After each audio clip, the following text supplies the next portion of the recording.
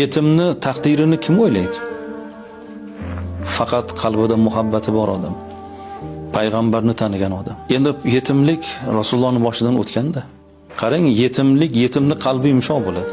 Chunki otani, onani mehriga to'ymaydi-da. Yetimni qalbini hech narsa xursand qila olmaydi. Hamma narsani mahliyo qiling, baribir qalbi to'lmaydi. Shuning uchun qalbi ularning nozik bo'ladi. Bu jamiyatdagi eng nozik qalb egalari bu yetimlar. Yetim yig'lasa, butun osmon farishtasi yer yuziga tushadi. Payg'ambar alayhisalom yetimga kafil bo'lgan men bilan birga bo'ladi debdilar.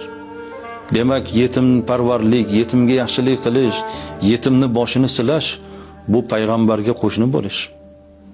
Musa payg'ambarga qo'shni bo'lganning fazilati nima bo'ldi? Tarozida halol bo'lgan bo'ldi.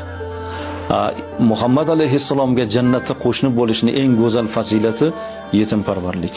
Alloh Muhammad alayhissalom